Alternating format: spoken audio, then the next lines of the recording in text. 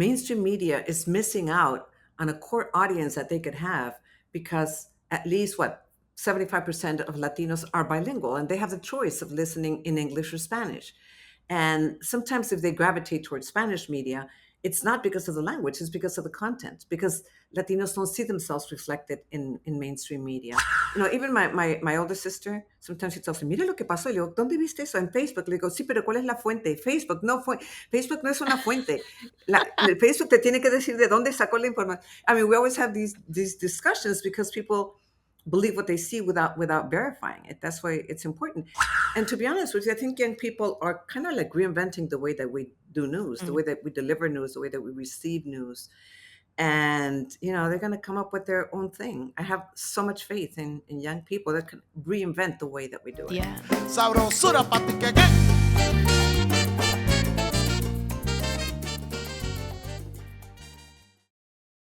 Hola, hola. Welcome back to Café con Pam, the bilingual podcast that celebrates the power of stories, the medicine in our voices, and the magic of reclaiming who we are. Tell me if you like that one.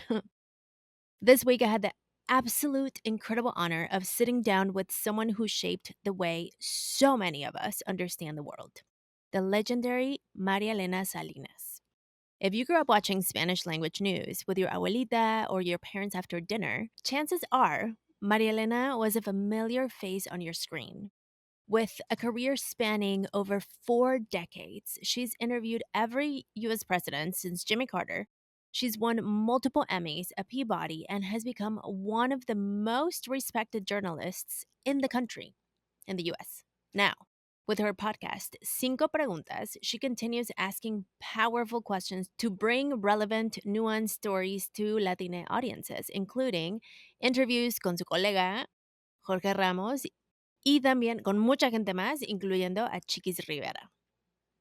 En este episodio, you're going to learn why journalism is more than headlines. It's a pillar of democracy and a tool for empowerment. You're also going to learn how María Elena stayed grounded in service to nuestra comunidad while navigating decades in mainstream and Spanish language media, and how to protect your voice, especially in a world full of noise, misinformation, and fake news. So, if you've ever struggled with visibility, doubted the value of your voice, or even wondered how to stay rooted while growing, este episodio es para ti.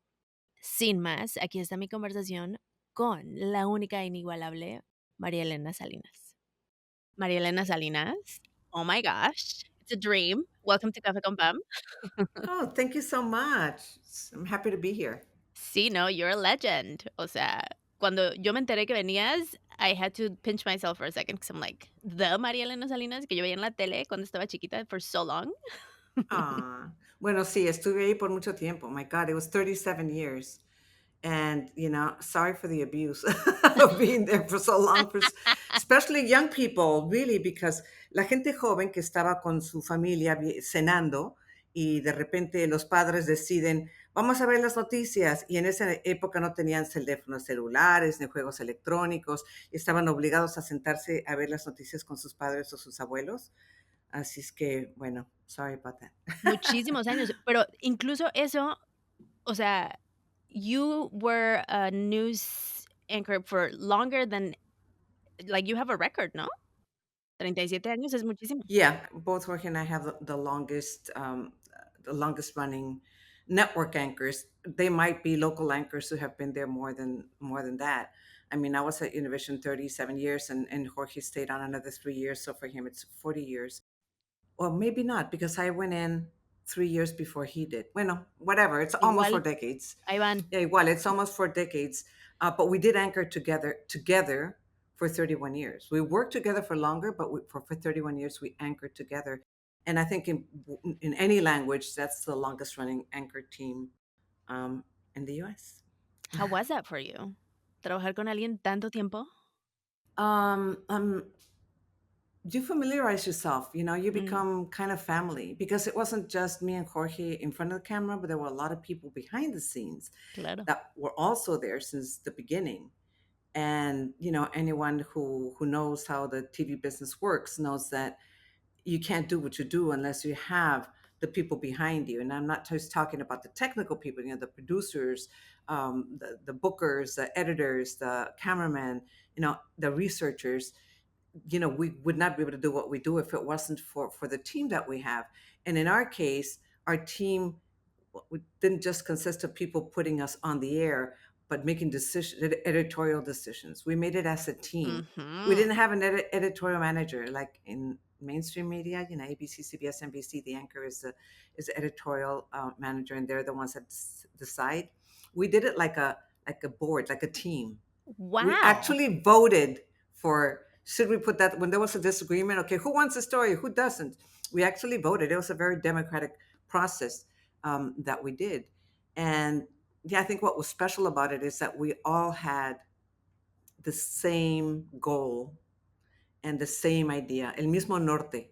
O sea, Mm. nos importaba mucho, sabíamos desde un principio, desde los años 80, que nosotros estábamos sirviendo a la comunidad latina y que había temas que a la comunidad latina le interesaban, que eran quizás diferentes a los que veían la televisión en inglés. Y siempre tuvimos eso en mente, a nuestra comunidad y a nuestro público. Así es que eso ayudó, yo creo, a que todos trabajáramos juntos. Teníamos el mismo norte. Nunca, it was never about us. It was never about our career. It was always about, the goal that we had was informing, empowering, entertaining up to a certain point, our audience. But more than anything else, I think it was empowering through information and through education. Totalmente. Y bueno, el haber trabajado tantos años en un lugar, I'm thinking about what we're seeing right now with all the layoffs and that, like, esto no es, o sea, no es la primera vez que pasa, ¿no? Layoffs always happen and turnover. How was it for you to be in your position for 40 years, pretty much? And then did you see teams change and evolve, and how was it for you to adapt? Well, since the time that I began working at it wasn't even Univision, Channel 34 in Wow. Los Angeles, Canal 34. Ay, claro, yo Univision me didn't acuerdo exist cuando as a empe network. It was SIN, Spanish International Network. sí, Univision was not created until January of '87. That's when the name change came. wow. So in the beginning, it wasn't even that.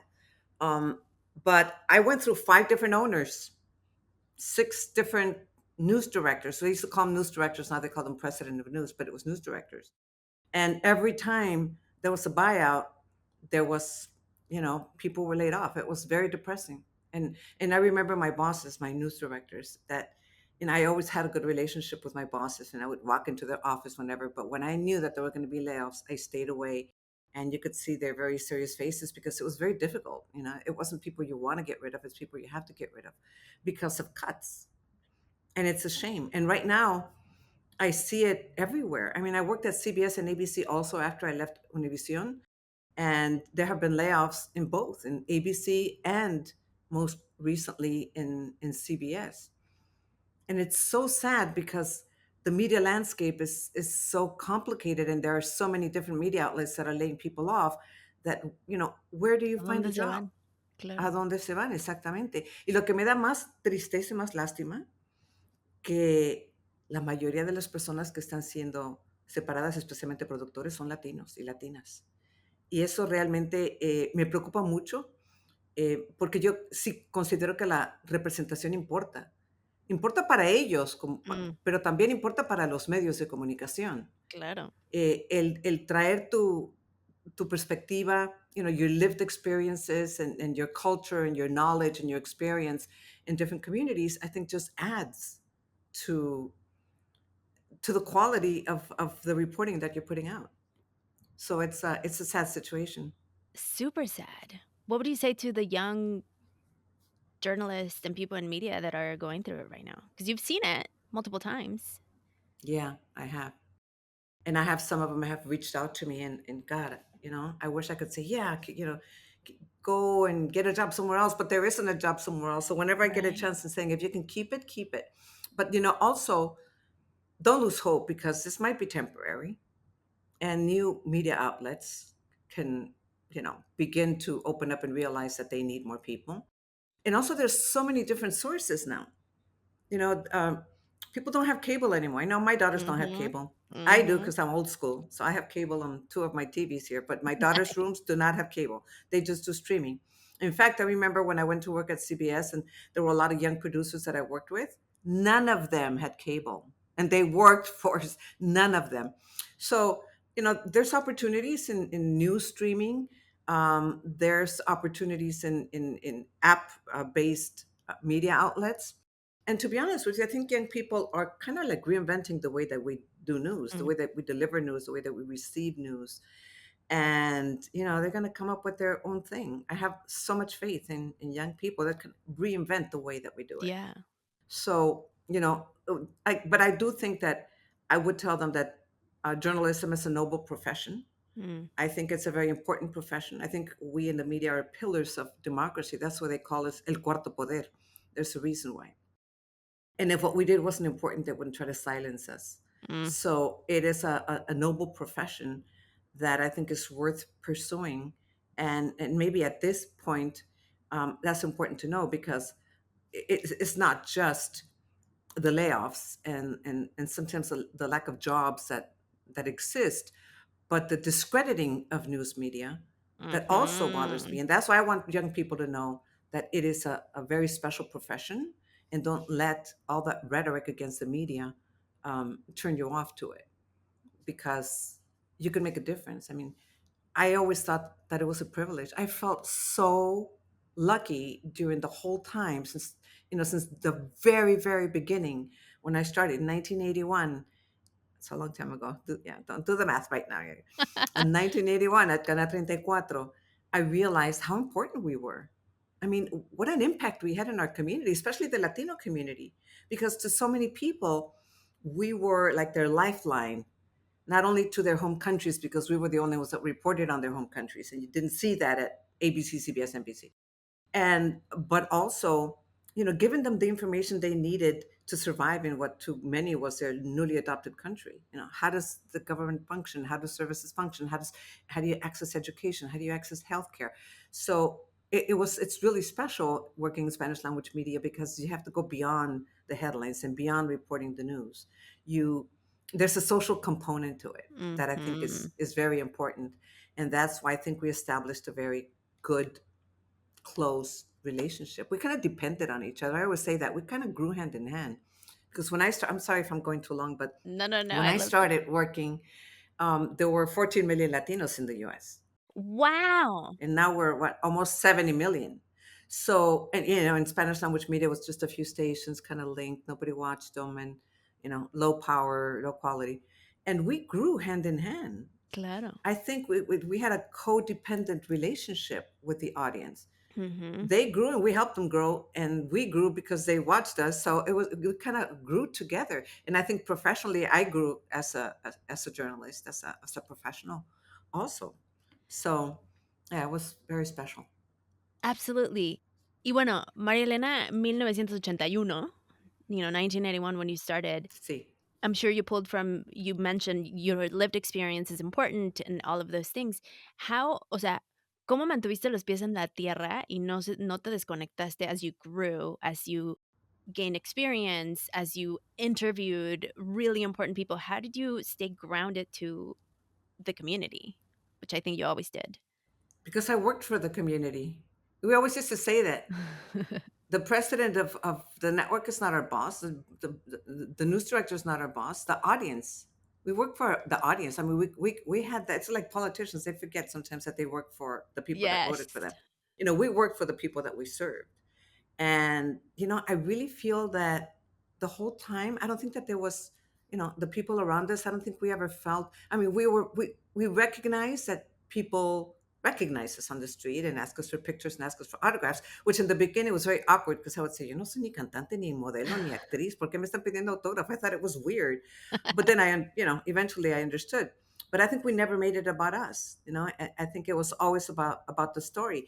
And you're focused on the story. You don't focus on anything else other than the story that you are covering and the person that you're interviewing, and you're doing your research. And when you're doing your research and you're writing your questions, you say, it's not what I want to know. It's like, what do people want to know? What question can I ask that will actually inform people?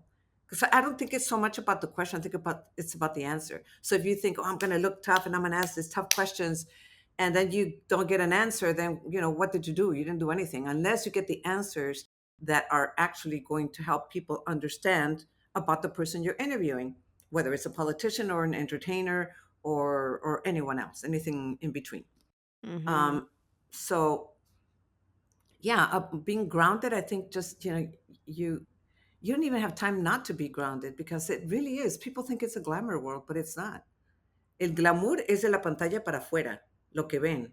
Claro que nos tenemos que vestir, nos tenemos que arreglar, nos tenemos que maquillar, nos tenemos que peinar y todo para ser presentables en cámara, pero de la pantalla para adentro es muchísimo trabajo, mucho trabajo, de todo el equipo. Y, y mucha gente está juzgando tu trabajo. Claro. It's a huge responsibility to inform people. You have to be accurate. You have to be right. You Mm-hmm. have to check your sources. You have to double and triple check for accuracy. Yeah. And you have to be careful because, Jorge and I were talking about this the other day when we were talking about fake news and how people say, oh, you guys are lying. I said, lying? Are you kidding me?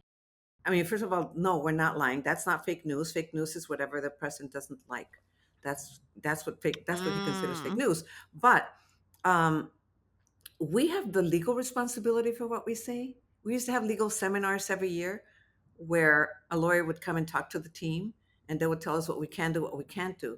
But as far as we as anchors, Yeah. if we said something that was inaccurate or that said something about someone else that was inaccurate, we can't say, yo no sabía, eso me dijo el productor que dijera, o eso escribió el redactor. No, we are responsible for what we say. So you have to take it very seriously. I don't know if people know that. Well, maybe they don't, but I don't know if the public has that awareness that the anchor has the yeah, responsibility to make sure that whatever they're like the saying reporting is accurate. correct. If not, then you get in legal trouble. Okay. Maybe that'll help them understand that we're not lying and that we don't make up stuff. You can't just make up stuff and report it. You can't do that. In fact, we have a rule. It's really not a formal rule. It's just a unwritten rule that you have to have two sources before you report anything. I mean, there is such thing as breaking a news, being the first one to report on something. But even when you do that, you have to actually visually see it or be there or witness it. But usually, when we're going to report on something that we see somewhere else, we need to verify it with a second source. Mm. Otherwise, we can't report on it. And I think that's a good rule. That's a good rule to follow. I love that. Y me encanta que lo mencionas because I think many times, como dices, we see from the screen on out, no? We don't see behind the scenes, we don't see your preparation, and then we just hear the critics, like Hmm. all the keyword warriors saying that's not true and whatever. So I really like you sharing this perspective from first person to say we are like this is a requirement and this is part of our ethics commitment to make sure that whatever comes out of our mouth is actually accurate, it's fact checked, and it's real and true and proven. Because otherwise, like, there's all these people, there's so much noise questioning and misinforming and disinforming, and so this is where I think the trust comes in from the journalist to say you have this commitment. I'm obsessed with the and concerned with the misinformation that exists. And there's a lot of it right now. There is a lot Mhm. of it. When I started my podcast that I also do Cinco Preguntas, the first season was last year, and it was like right around election time. And one of the first people I interviewed was from Fact Chequeado, because I was like so obsessed, like explain to us what you do, how you do it, how you verify everything, so that people understand that Mhm. fact you have to fact check things. You can't just take things for granted, especially now when we have the internet and we have so many people on social media just putting things out, Yes. and there are so many gullible people that believe what they see. Even my older sister, sometimes she tells me, mira lo que pasó. Y le digo, ¿dónde viste eso? En Facebook. Le digo, sí, pero ¿cuál es la fuente? Facebook no es una fuente. El Facebook te tiene que decir de dónde sacó la información. I mean, we always have these discussions because people believe what they see without verifying it. That's why it's important. And every day I post. This is a habit that I've had for many years, and even when I left Univision, I continue to do. Every day I post stories, not stories. I post articles on my Facebook page, and it really bothers me when people say está inventando. Mira, está incitando violencia. Deje de hablar mal. I mean, Sí, ya ves, people critica. I mean, there's nothing I can do. If you don't believe me, you don't believe me. But I have posted every once in a while that I don't work for anybody. I don't write these articles. I look for sources and sources that I believe in. I share stories that I believe that would be of interest to you. I am not a media outlet. I am an individual, and there are a Mhm. lot of other media outlets that you can verify the information if you want to. And if you don't want to follow me, you don't have to follow me. No me insulto, la verdad. Yo simplemente comparto porque yo ya soy una periodista independiente y no trabajo para nadie. Así es que, y dices, no, ¿quién le pagó por decir eso? Wow, Ojalá me hubieran pagado, pero no. Yeah. It's like people can be really nasty. And then they start insulting each other. If someone doesn't like a así. comment, that is horrible. I mean, what happened to decency? What happened to respect? Exacto. It's horrible. So, social media is a double edged sword. I think it's excellent because you can communicate with so many people um, so quickly. We can be informed of things that happen in an instant, where it used to take forever to be able to get that information. But then it's also bad because of the misinformation that comes out and because people hide behind their handle and just insult other people with vulgarities. So it's a double edged sword. I wish we could go back to civility. I wish we could go back to the time when people were decent and civil and respectful. Totally. Yeah. And I think it makes me, as you're sharing this, me acordé de, there was a, this is a while back, a few weeks, probably a couple months, where there was this viral, super viral post of Gavin Newsom, yo estoy en California. My state, I was born Sí, there. I know, Yeah. I know. Um, so alguien hizo una publicación que the team, the comms team, the head of comms of Newsom was a Latina. Yeah. And so then this like blew up and but like, o sea, se hizo como un wildfire, así se fue por todos lados, todo el mundo compartiendo, super proud, blah, blah, blah. And then she came out and she was like, actually, guys, this is wrong. I'm part of the team, but I'm not the one running the socials. And so it made me think like how easy it is for people to just grab something, whether good or bad or whatever, and then just kind of like spread it through social media. I thought she was too. She came out and she was like, it wasn't me.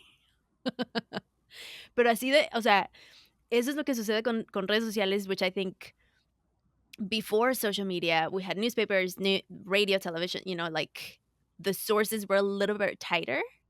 Y ahora es así como que we all, I think, just like you mentioned, that you have the responsibility to make sure that whatever you report on is real.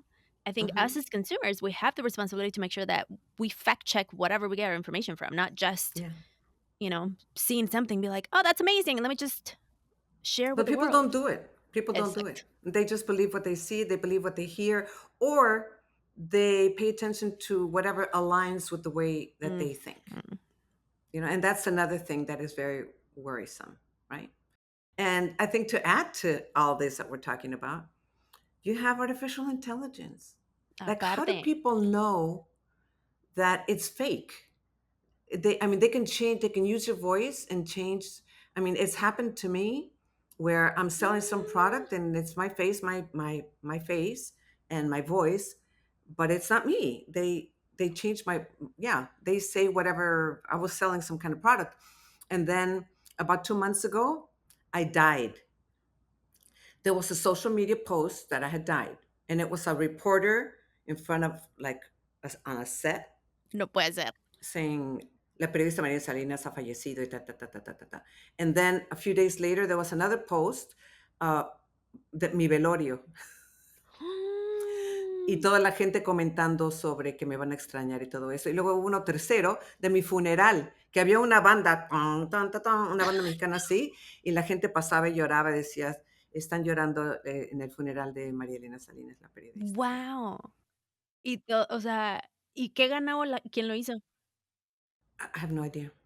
And there's nothing you can do that, but because I know that some of my colleagues and former colleagues, same thing has happened to them, Wow. where they are shown selling things, or they are shown giving a story that they're not really giving. They just use their voice, and they manipulate it with artificial intelligence. So I mean, and that worries me, not just for us, but you see something out there and you believe it, that somebody said something or somebody did something and they didn't. It's not true. Right. So how are we? I have to double and triple check. When I see something, I say, hey, wait a minute, did that person really say that? And I'll Google it and then say, no, they didn't say that. Or yes, they said that. Okay, then I'll share it. I mean, I might have, accidentally shared something that was false, but I try to 99.9% of the time to verify if there are any doubts. So yeah, artificial intelligence can do anything. They can create anything. So wild. Yeah, and that really worries me. Yeah, especially, I mean, that's a whole conversation. But let's get back to your story. So, another thing you also I'm curious about is, I mean, 1981, Maria Elena, who started in media or in working here. How what like there weren't that many women. No, there were not that many women. I think at Channel 34 there were two of us. There were two women. One of them was Um, a reporter, and then I came in, and with zero experience, and I was anchor, I was reporter, and I did a public affairs program called Los Angeles Ahora. And I had no experience in TV or in journalism. I had to go back to UCLA at nights and on weekends and take journalism courses, and of course learning on the job. The advantage that I had was, I think, two things. I was completely bilingual, mm, um, and I did have experience with a microphone, at least because I had worked in radio. I was working in Spanish language radio at the time.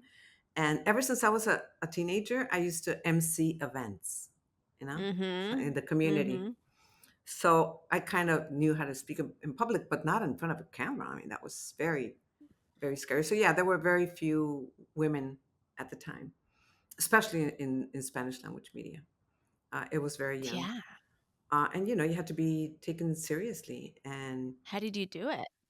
well, I covered in LA with absolutely no problem. I think it's when I moved from the local station to the network that it kind of became an issue when I started covering armed conflicts and wars. And not too often, but maybe once or twice, they would tell me, hey, you can't go to El Salvador in heels. I said, to cover that war. And I said, well, I can wear sneakers too, or combat Right. boots too. So, I mean, there were little comments like that. But I think, I always had to speak up for myself. I always had to speak up for myself. And when when I moved from the local station to the network, and then Jorge and I were paired together, we had already worked at Channel. He also worked at Channel 34. I started in 81. He started in 84. In mid 86, he went to the network. In early 87, I went to the network. And it was a year later that they paired us together, co anchoring together. Mm. And we sat down and we said, okay, how are we going to do this? Because you headline your newscast and I headline my newscast, and how are we going to do this? And we actually went to his house, and we sat down and we talked about it. And I said, okay, so who's going to start? Un día tú y un día yo. Okay. Y las entrevistas, una tú y una yo. Y los viajes, una tú y una yo. ¿Y dónde nos vamos a sentar? Porque los dos nos sentamos al mismo lado. Y yo dije, yo quiero seguir sentándome en el mismo lado. Y dice, ok, está bien. Y él, pues yo quiero este papelito. Ok, está bien. Like we reached an agreement of how we're going to split it all up, and we kept that. We Wow. kept that. I mean, I don't know if people noticed it, but whenever you watch the newscast, maybe Monday I started the newscast, and Tuesday he started the newscast, and Wednesday I started the newscast, and Friday, and then the following week he would start it on Monday and I started on Tuesday. Mm. Y las entrevistas y los viajes eran así. Los viajes eran a quien le toca, ¿no? Claro. Yeah. Would you say que el hecho de que tú trabajaste con Jorge, like, the fact that it was Jorge and his attitude is what kept you there for so long? Because what if it would have been, like, a man that was like, "No, aquí mis chicharrones truenan y lo que yo digo." Well, I don't know. I never worked with any other man as a co-anchor. Well, no, actually, I did right before that. Before he came in, I worked as a co-anchor with Eduardo Quesada at Channel 34. Um, but, at the time, remember, they always looked for what would happen in Latin America that kind of crossed over here, which is you look for the experienced, mature man, serious, that had Mhm. credibility, and then you look for una jovencita que más o menos luce bien y ta ta ta ta ta ta, right? Mhm. In our case, it was the other way around. I was the one that had been there longer with experience. Y él era el bonito, jovencito. I am Wow! older than him. I mean, I'm saying it as a joke, but I am a little bit older than him. I mean, I I can't imagine how network executives would allow that to happen. You know, Yeah. so I don't think it's because Jorge let me. I think we both Right. You were in co-created it. agreement. Yeah, we both created it. And if there was there, if it ever went off, you know, off the road, I would remind them, me toca a mí ir acá. O me toca a mí hacer esa entrevista. And then Jorge, oh, sí, es cierto. Because like we kept it that way. So, I was there before he was. Claro. So why would he be the one to make the decision Mhm. whether he wanted to share the set with me or share the responsibilities? I think we both that eventually, after, that agreement, unos años después, put it in the contract. Nice. Yeah. Nice. That division, we put it in the contract. Yeah. And he was completely fine with that. Sí, ya había funcionado, ¿no? Yeah. Yo hablo mucho de calladita culture, de la cultura calladita, calladita te ves más bonita, que siempre escuchamos, más en Latinoamérica, ¿no?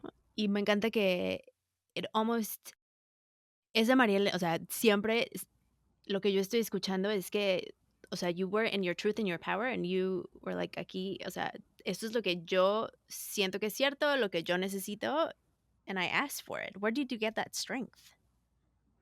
I don't know. Maybe it was from my mother, from my parents, to always speak out. Um, Although my mom used to have a saying, si no tienes nada bueno que decir, no digas nada. That's why sometimes if sometimes I don't say anything if I don't have anything good, because you also have to take into consideration that words are powerful and they matter and they have weight, Mhm. and you have to be able to weigh when Yeah. it's appropriate for you to say something or not say something. Like, what are the consequences of what you're going to say? ¿Hay alguna ventaja? ¿Va a haber algún cambio o simplemente vas a lastimar a alguien o herir a alguien, ¿no? Yo creo que ella lo decía más a nivel personal cuando decía, Mm, si no tienes nada bueno que decir, no digas nada. No creo que lo decía en el ámbito profesional. claro. Pero, my parents taught me, like, don't allow yourself to be a conformist. Don't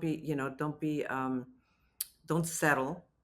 Um, Try to always be the best at what you do. Never stop learning. Um, yeah, just don't be a conformist. I was never a conformist, and I always had that goal ever since I was young, because I started working at 14, and I always had that goal of continuing to grow. Now, I worked Mm, in a clothing factory, then I worked in a restaurant, then I worked in a movie theater. In the movie theater, I started selling popcorn, then I moved up to selling tickets. And for nice. those young people out there, there used to be actual tickets, paper tickets, that Right. you would sell, and then you'd have to go inside and then they'd rip up the ticket. Okay. And then I worked for the film distributor. I mean, I was going up in life. So I Yes. always wanted to grow. I always wanted to, and then when I felt like I'm not growing here anymore and there's no opportunity for me to grow, then I'd go to another job and another job and another job. I think that's what I loved about media and about journalism, that it's impossible for that to happen, because every day there's something new to learn. There's something, a new story to cover, a new interview to get, a new technology to conquer. So it's impossible for you to say, oh my God, there's no room for growth Ya anymore. me aburrí, ¿no? Exactamente. Bueno, maybe in 2017, after I had been there 37 years, I kind of felt Mm, that there was no more room for growth, because now things were going backwards instead of forward. And then I said, no, I need to learn something new. I need to do something different. I know you didn't even ask me why I left, but anyway, that but was one I of would wanna one know of now. but that was one of the reasons. So yeah, How hard was it for you to make that decision? Well, I made that decision. My last contract was a 5-year contract. And I think 2 years into it is when I said, that's it, I'm not going to stay anymore. So I kind of prepared myself. And I thought it was going to be just like easy peasy. And then some people, some of my close friends that knew that I was going to leave would say, no te puedes salir de la televisión así de fácil. And I said, why? It's just a job. And no, no, no. Once you're used to doing that, it's not going to be easy for you. So I kind of started preparing myself mentally and emotionally and financially, And Claro. fortunately, I had saved all my life. I saved and invested all my life since I was a little girl. I've always saved, um, and I would like whenever I have to make a major decision, I write it down on a piece of paper. I still do it. I don't do it on the phone. I do it on a paper. I put a line in the middle, put pros and cons, and then write in pros and cons, pros and cons. So I had in the beginning, I had a pretty equal list of pros and cons, and then little by little, the cons started disappearing. And the only Wow. con was my contact with the audience that I cherish so much. And then the way that I justified that is, oh, there's always social media. I can still continue to stay in touch. Besides, I want to go somewhere else and tell stories in different platforms to different audiences. I wanted to do documentaries. I wanted to work on some kind of digital platform so that my daughters can watch me on their phone because they couldn't because they didn't have cable That on their TV. Um, and I kind of wanted to work in English also um, because I feel, and I've said this for many years, that mainstream media is missing out on a core audience that they could have because at least 75% of Latinos are bilingual and they have the choice of listening in English or Spanish. And sometimes if they gravitate towards Spanish media, it's not because of the language, it's because of the content, because Latinos don't see themselves reflected in mainstream media. So I thought that was important. One reason. Another reason why I think it's important to tell Latino stories is because Americans' perception and Americans, let's say non-Hispanic Americans' perception of who we are as a community is based on what they see in the media and they hear from politicians. So yes. if only thing that they're seeing is immigration, immigration, immigration, and they're invading, da da da da da, and you're hearing all these nasty things about them, then that's not our reality. So I thought that it was important to educate people about who we are and try to get more stories out there. The good, the bad, and the ugly. It's like this is who we are and this is what we contribute, this is how much we contribute, whether it's financially or culturally or in so many other ways. So those were some of the reasons why I wanted to do something different. But there's never one reason. Believe me, you don't just uh, I guess get out of your comfort zone after doing something for so many years for ay, ya me aburrí. No, Sí, claro. o ya no me gusta esto, ya no me gusta el otro. No, I think that there's a lot that goes into it, and I think you need to prepare for a move like that. Sí. And I'm very, very, very, very happy with it. I've never looked back. I never regretted it ever. I stayed in touch with many of my former colleagues. You become a family when you work for someone for decades, Mm. and I could still, do reporting in never any way that I could. It doesn't matter if it's a small audience or a large audience, if it's a small platform or a large platform. As long as I have a voice, I will always, speak up for Latinos, and that has been my mission and my passion ever since I started working in 1981 at Channel 34. ¿Cómo fue ese cambio cultural to leave Spanish television to moving, transitioning después de 37 años? Was there Sí. like a shift that you had to like internally do that you were used to? That you were like, oh, wait, it's You know different. that I always had a hang up about my accent ¿En inglés? in English. I always Pero had a no hang up hay about my accent. acento. Let me tell you a quick story. When I started Channel 34, like 81, 82, 83, around the first couple of years, there was an opening at an LA station. They wanted a Latina reporter to cover the Latino community. And I said, great, because they don't cover the Latino community. So I'll apply for it.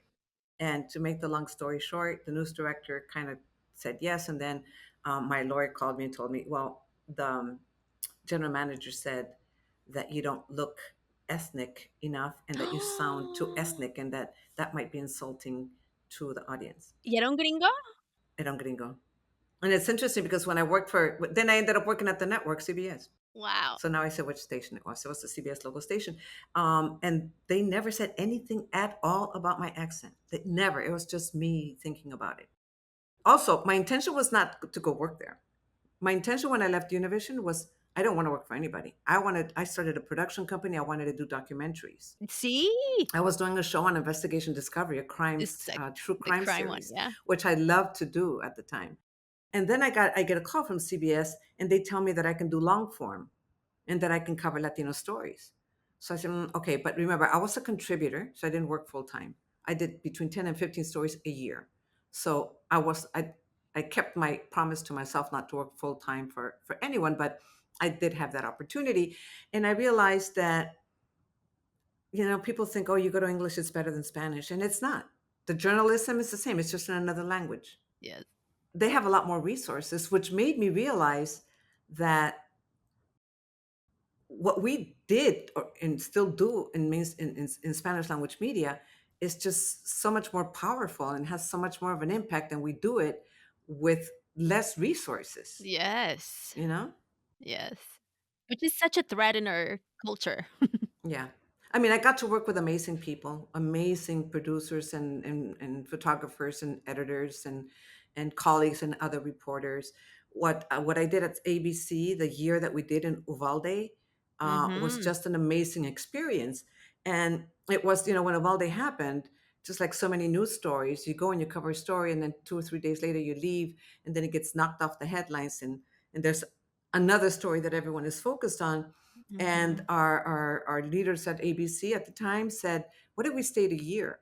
And that's something that no network has ever done, which is stay a whole year and dedicate a team to that. Yeah. So Kim Godwin, who was president of ABC at the time, who happened to also be my boss at CBS, said, okay, we're going to assign John Quinones and María Elena Salinas as the leads for this. Now, some people might think, oh, well, they're pigeonholing you. And no, she said, because you know the community and the community knows you and trusts you. Because Uvalde is 95% Latino, right? Mhm. So I think that representation really mattered. And those types of stories that we were able to do, that I was able to during the time that I was there, I think were important. But I think my takeaway when I left and I said, okay, no more, I'm not working in news anymore. And I mean, I'm hoping to stick to that story for as long as I can. I'm semi-retired. Yes, I'm doing the podcast Cinco Preguntas, but I hope never going back to actual reporting and doing news. I don't know. Maybe I will. In a year from now, I'll say, okay, I changed my mind. But hopefully I won't. And my takeaway from that is that English isn't any better than Spanish, Mm. as far as reporting. It's only the sometimes it's the resources. Mm. Tampoco era tanto. I mean, I had more perks when I worked at Univision, but of course I was the anchor there, and here Right. I was a contributor. But that doesn't matter because those things don't matter. What matters is the story. Cuando eres reportera, lo que más te importa es la historia que vas a hacer. Claro. ¿Quieres la mejor historia? ¿Quieres la historia que nadie más va a contar? Claro. ¿No? ¿Quieres la exclusiva? Eh, y eso es lo que te interesa, eso es lo que te importa. Y lo que me interesa ahí de algo que mencionaste es, do you have more resources? And I'm curious, porque, por ejemplo, a mí me ha pasado en my business that, o sea, when you bootstrap a business, you're like, well, we work with what we have. And then as you grow, you start getting access to more people, more things, maybe even more money. And there's a shift in even like your internal state of, I'm not like, I have access to resources, and there's this like internal, casi como un cambio, no de personalidad, pero un cambio interno que dices, ¿cómo le hago para aceptar que tengo now access to more stuff while still providing, like, giving the result that I've always given with the same excellence, with the same impact, with the same commitment? Was that something that Not really, because first of all, it was not more money; it was a lot less. And number two, I think that the resources that I'm talking about is technical resources. We could Mm, take from anywhere. We had really, amazing producers, and sometimes you'd have two or three producers working on the story. They you like the resources that it takes to stay in Uvalde for a year. I mean, who Yeah, does that? claro. To open up a bureau in Uvalde, to have you travel there so much. Those are the types of resources Hmm. that I'm talking about. So it's nothing to brag about. Let me tell you a story. When I used to work at Univision, we always were los chiquitos con recursos limitados. And one of the things that always stayed in my mind is that we would cover the same stories that everybody else would cover, but with less resources. There was a summit, a superpower summit in Moscow, in Russia. I think it was, ¿quién fue? ¿Cuál presidente? President Bush, padre, y Gorbachev, I believe it was. So Wow. we went to cover it, and it was me, a cameraman, and a producer, the three of us. Okay. Wow. And we stayed, we shared space. They let us share their space. They gave us a desk with ABC News, who had 150 people there. 150 Wow. people there. Now, when you saw it in La Pantalla on the screen, you would see Peter Jennings, Dan Rather, Tom Brokaw, and me standing in front of the Kremlin. And the same stories that they did with their reporters, I just tracked all of them. I just did all of them. So Exacto. yeah, we were lucky enough that CBS paid for lighting the Kremlin at 2 o'clock in the morning, so we didn't have to pay for that. So we tagged on to their resources. But when you saw us on the air, I mean, the quality of what we were doing was the same. I was there. The Kremlin was in back of me. I did the same stories that they did. Of course, they did it with four different reporters, and I did all of them myself. But we did it. Yes. So Yes. that you value that. You value being able to do more with less. Exacto. But sometimes, news divisions abuse that. And that is what's happening right now, I think, all across the media landscape, where people are laid off, but the work isn't scaled back. So you have the Mm, people that stayed that now have to work double, triple, quadruple. They have so many more responsibilities and not necessarily more compensation for it. So, yeah. that's very unfortunate also. I know. You know what's frustrating? Losing your wallet. And you know sometimes what's even more painful? Realizing your almost full punch card from your favorite cafecito spot is now gone. But at least, even when your cafecito points have vanished, at BMO, if you lose your debit card, they'll print you a new one instantly at a local branch. Plus, you can use your phone to freeze your debit card to prevent any unauthorized transactions. Learn more at bmo.com. Conditions apply. Accounts provided in the United States by BMO Bank and a member FDIC. Let's talk about something we all deserve: financial empowerment. Whether you're tackling debt, planning for retirement, or starting that dream business, navigating your finances can feel overwhelming. But it doesn't have to be, thanks to Savvy Ladies.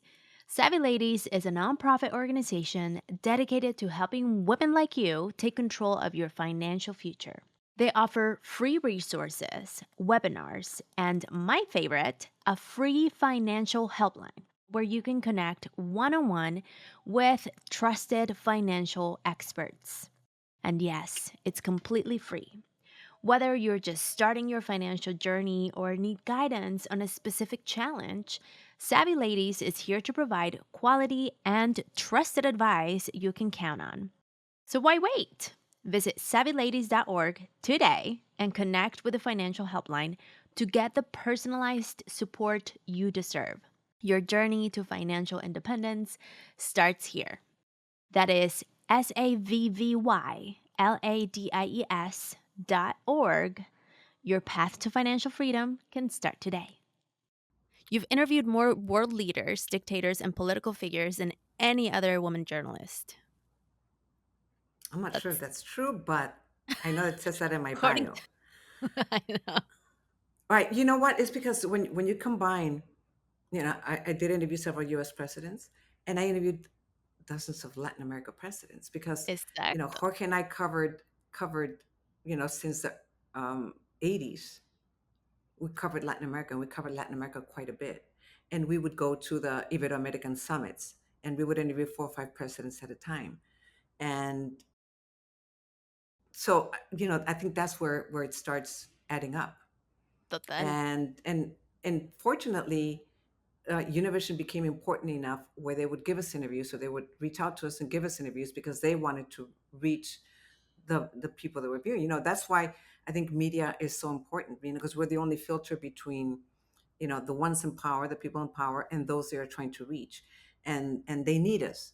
And when Yes. they need us, they use us. Mm. um, and when they don't want to use us, they try to block us and they try to silence Mm. us.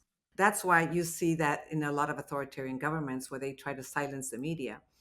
Sometimes they go to the extreme of killing them, or they put them in jail, or they shut down their media outlet, or they start discrediting them and calling them the enemy of the people, and they try to silence you. But we were able to get a lot of interviews. Univision, you could see it in Latin America back then. Now I think the signal is scrambled and you can't get it as easily unless you watch it on YouTube or somewhere else. But they knew that we were the ones to talk to get their message across. So yeah, it was interesting. It was easy to get those types of interviews. When we started in Channel 34 and nobody knew us, they would say Channel 30 what, and they would say, we don't speak Spanish here. Well, we speak English. We can do the translation. Right. Or they would say, yeah, well, I have my driver that speaks Spanish. And then a few years after that, when Latinos began to gain more power, more political power, more influence, then they would come knock on our door. Then the door to the White House was abierto. O sea, so many Mm. times, whenever the president is going to give a State of the Union address, they traditionally have a lunch with anchors before that. It's supposed to be off the record. Even the fact that there is that luncheon is supposed to be off the record, and then the president explains to you what he's going to say and why, so that you can have like the background information when you Mm. do report on his. Right, okay. So I went to a lot of them, and in many of them I sat next to Obama, for example. I sat next to President Obama, not because they liked me, but because they knew They that, appreciated who you were. no, they knew the importance of the Latino voters. Exacto. Yeah, exactamente. They knew that they needed to get to Latino voters. Claro. And the way to get to Latino voters was through Spanish language television. The voice of Hispanic America, as the New York So Times they called you. they they gave us, yeah, but I don't think that I was the voice, but I was definitely a conduit to them, The you know? bridge, yeah, Yeah, the for bridge. sure. Did you ever have an interview like one of those high power people that you've interviewed that you were like, "Ooh, this one's intimidating or hard?" Um the, intimidating. I think there was probably just one, because the way that you prepare to do these things is, number one, you cannot get intimidated by them because you're doing your job and they're doing their job. Yes. So yeah, they represent a country and I represent an audience and a network. And I'm there to do my job just like they're there to do their job. And I'm there to question them. So I try not to get intimidated, and I rarely did. And then you have to prepare yourself really well. You have to hacer la tarea, do your research, and make sure that and have follow up questions ready. So you go into an interview like that really well prepared. You know what they're going to say because there's very little that they haven't said before. So when you do Yeah. the research, and then that's where you prepare your follow up question. So you don't just let them say whatever they want to say. You actually do it. I think it was with Pinochet. He's a former Mm. dictator of Chile. And the Sí. reason why it was intimidating is, I didn't even know we were going to have the interview until the day before. My producer was a No Chileno who had prep time. contacts. There was very little prep time. But when we went in, they separated all of us. And they put me and my producer the photographers on one side. They took all our equipment, and we were interrogated. What are you going to ask? Why are you going to ask that? You can't ask this. You can't ask that. Da, da, da, da. And then I Oh, noticed that the room didn't have any doors, and I'm like, oh "What? my Where are gosh. we?" So then the wall opens. So there was a door, but Wow. you couldn't see it. It opens, and there's De Pinochet sitting película, down. literal. Sí, de película. Y estaba sentado Pinochet como con 10 militares atrás. And you're not used to that. Whenever you do interview with a Claro. head of state, you have the person with their communications team, and then you have me with my producer and my crew. And that's it. Those are the people that are allowed in a room. And here you have a bunch of, military people in the back. And they wouldn't let us use our equipment. And we insisted, no, no, no, no, no, no, no, we have to use our equipment. So finally they said, okay, you can use the equipment also. So they taped it and we taped it. I remember I had like 6 2 microphones here, mics. you know, Oh, and more because it's his camera, my wow. camera, his camera, my camera. Yeah. And then the third camera with the other angle. So yeah, there were a lot of cameras involved and a lot of microphones involved. And, you know, he was not happy that I was not a Cuban from Miami. And then he said, are you Mm, Cuban from Miami? And I said, I'm from Miami, but I'm not Cuban. And then he turned around and he said, me dijiste que era cubana de Miami. I guess he expected me to be cheering him on. So yes, his exactly. his answers were very muy cortadas, very curt. Yeah, that was a tough interview. I couldn't get anything out of him. He would answer yes, no, ta, ta, yeah, that, whatever. Fuerte. Yeah, eso estuvo. The best thing about that interview is that we got the interview, and that very few people were able to interview Pinochet during the 16 years that he was a dictator. So, Yeah, I mean, it's a big deal. Bueno, ya se nos está acabando el tiempo. Cuéntame de tu podcast. 5 preguntas. 5 preguntas. Es un podcast que empecé el año pasado y, como te dije, según yo ya me iba a retirar, pero era antes Según de las pensamos. elecciones. Era antes de las elecciones y yo tenía mucho interés en empezar a hablar de los temas, ¿no? Y me preguntaron las organizadoras, las productoras, ¿qué es lo que siempre has querido hacer y no has podido hacer? Yo digo, entrar a fondo en temas, Mm, entrar a fondo en temas que yo creo que merecen, porque en la televisión tienes 2 minutos para contar tu historia o exacto. 5 minutos si te dan suerte en aquí y ahora. Am, y eso es lo que hicimos. Entonces ahí empezamos con los temas. Hicimos una primera temporada y después acabo de hacer otros 20 capítulos hablando de temas que yo considero que son importantes. Porque yo me creo, a lo mejor es muy presuncioso de mi parte, yo me creo experta en la comunidad latina. A lo mejor van a decir, Ujú, usted no sabe nada de la comunidad latina, usted no... Pero, o sea, algo aprendes después de 40 años de trabajar con la comunidad latina. claro, Yo considero que yo conozco la situación migratoria. Conozco el tema migratorio de todos los ángulos que te puedas imaginar porque llevo 40 años cubriéndolos. claro. Am, lo bueno, lo malo, de todo. Entonces, a mí se me hizo importante. ¿Y qué es lo que la gente no entiende? Hace poco entrevisté a una mujer trans porque la gente no entiende lo que es. Entonces, es ese rechazo sin Mm, entender a la persona, sin entender el proceso, sin entender la parte médica. Y nos metimos ahí y pudimos hablar sobre el tema. Otro tema controversial, la religión y la política y cómo se mezclan. Como te dije, la desinformación. He hablado sobre la masculinidad tóxica, he hablado sobre los traumas generacionales, sobre economía, o sea, tantos diferentes temas que creo que ayudan a entender el mundo en el que vivimos y los temas complejos que a veces no nos no atrevemos a hablar, pero porque no los entendemos. Y aquí tengo la oportunidad de ir a fondo en esos temas. Se llama 5 preguntas, pero en realidad hago como 30 preguntas, pero se sí, llama 5 preguntas. Son las 5 preguntas más importantes: qué, cómo, quién, cuándo y por qué. me encanta. ¿Y cómo se siente María Elena Salinas ahora, después de tener esos limitantes de 2 minutos de historia y ahora puedes extenderle? Sí, se siente rico el poder tener esas conversaciones largas con gente interesante, porque hemos encontrado gente muy interesante con quien hablar. Yo estoy fascinada con los temas, son pregrabados y cuando yo lo escucho, yo digo, wow, qué interesante estuvo esa entrevista, que se me había olvidado que yo la había hecho, ¿no?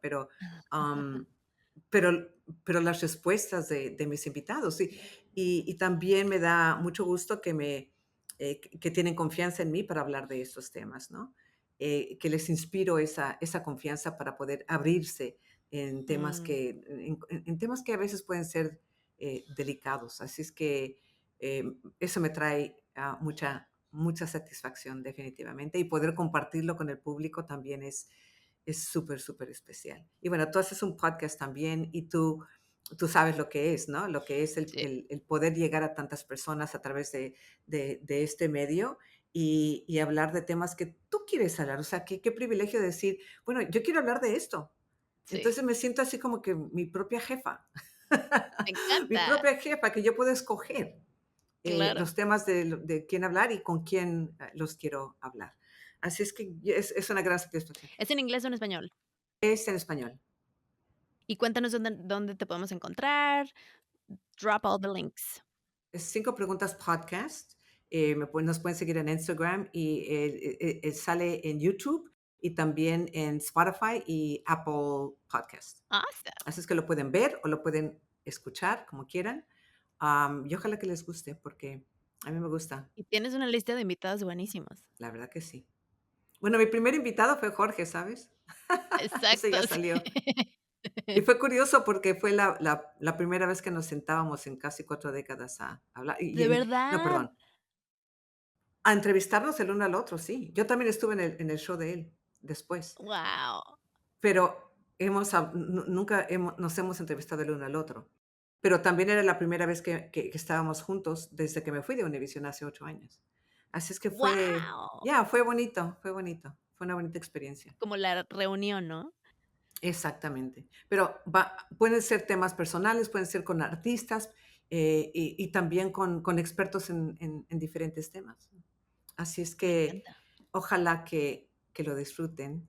Hemos hablado de migración, hemos hablado del cáncer, un doctor que curó el cáncer, hemos hablado de tantas cosas y bueno, faltan todavía varios capítulos, así es que ojalá Sí. los disfruten y también pueden regresar, así como el tuyo, regresar y escuchar los anteriores que no han escuchado. Y yo creo que, y estoy segura que tanto tu meta como mi meta es la misma, ¿no? Que cuando la persona escuche tu podcast o mi podcast, aprendan algo, Ujú. aprendan algo nuevo que no sabían antes. Así es Totalmente. que por eso son tan valiosos los podcasts. Sí, y lo bueno que es evergreen, ¿no? Es la diferencia entre un show de televisión que, bueno, con el cable lo puedes grabar, pero tienes un catálogo de puedes regresarte hasta donde quieras irte y reescuchar. Exactamente. Antes de despedirnos, quiero decirte algo. Como siempre, yo hago mi research, entonces yo busqué en tu website para conocer más de ti. ¿Ok? Y hubo Okey. algo que aprendí que me quedó así como anillo al dedo.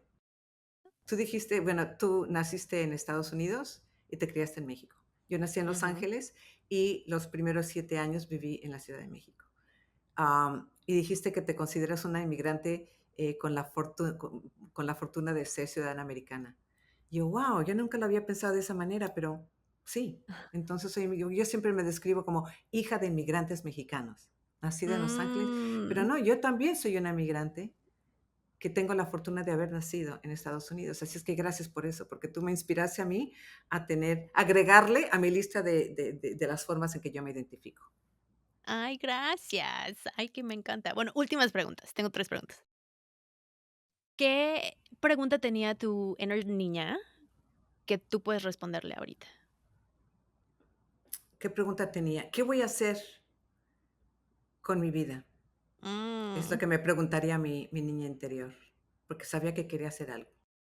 Y yo le diría, no te preocupes, vas a encontrar tu camino en el momento correcto, porque cada quien lo encuentra en la etapa en que la tiene que encontrar y eventualmente vas a encontrar lo que se va a convertir en tu misión y tu pasión. Me encanta. Eh, ¿Tienes un remedio que nos quieras compartir? Mira, yo tengo los mismos remedios de mi mamá. Té de manzanilla para todo. ¿Te duele el estómago? Té de manzanilla. ¿Tienes los ojos hinchados? ¿Te estás nerviosa? Té de manzanilla. O sea, para todo es té de Es que manzanilla. la manzanilla es mágica. Totalmente. Exactamente. Sí. Y la última pregunta, what connects you to your main character energy? What connects me to my main character energy? Who's my main character? Me? Mhm. So your main character is like the truest, most unapologetic version of you. O sea, la que se sentó enfrente de Pinochet, por ejemplo, y independientemente de todo lo que estaba pasando, dijo: "Yo soy una profesional y yo hago mi trabajo, y yo Yeah. sé que te pregunto". That's your main character.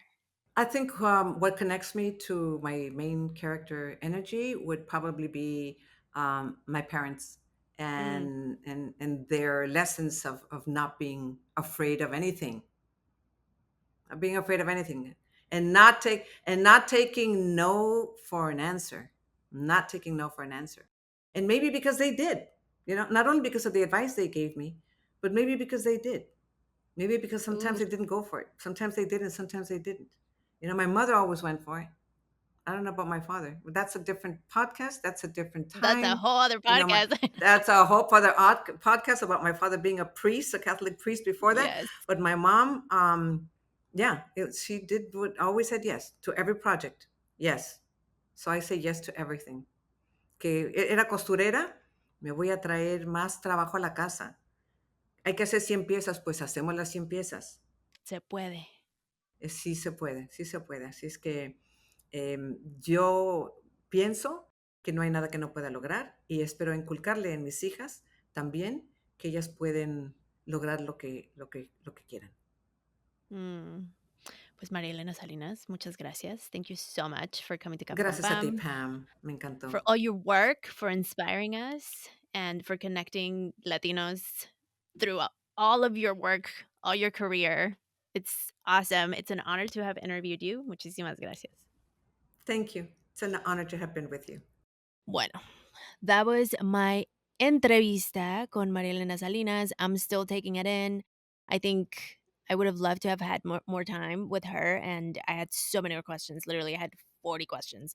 I had so many. And while I wasn't intimidated to interview her, I mean, let's be real, I've interviewed incredible, so many people. I think the more you interview people, the more you realize that asking questions is not necessarily what's intimidating, but there's a deep sense of responsibility that I felt. Not just as a host, I wanted to be the best host for her, but also as a daughter of immigrants, as a storyteller, as someone who grew up watching her on TV and seeing someone who looked like me speaking truth to power, hablando inglés, hablando español, literal, in a way, code switching in so many ways, holding space with presence, and kind of making it look effortless. I don't know if she would agree with this one, but I knew this conversation was bigger than her and I talking. This was about legacy, about documenting history from our lens, about holding space for the generations who watched Maria Elena deliver the news while they ate dinner con su familia, and for the new generations who's learning that our voices matter just as much as today. And if it wasn't for women like her who paved the path for a lot of us to be able to have a voice now, we wouldn't be in this world. So I hope I did her story justice. And I hope you heard what I heard, that journalism is sacred work, that representation still continues to be important for all of us, and that even after 4 decades, there is still room to evolve and ask more questions. Keep asking more questions. So if this episode moved you, share it with your mama, with your bestie, with your tía, with your primas, with the family member que siempre tiene la tele a todo volumen en Univision that, listen, it's problematic at this point. And let's make sure these conversations continue to ripple through nuestra comunidad. Thank you for listening, for choosing to grow with me, for choosing to put me in your ears. I don't take it for granted. Nos vemos la próxima semanita y, como siempre, sigue brillando. Café con Pam is created con mucho amor by our small but mighty team. Content production by Nancy Jaimes. Podcast management by Maru Linardi.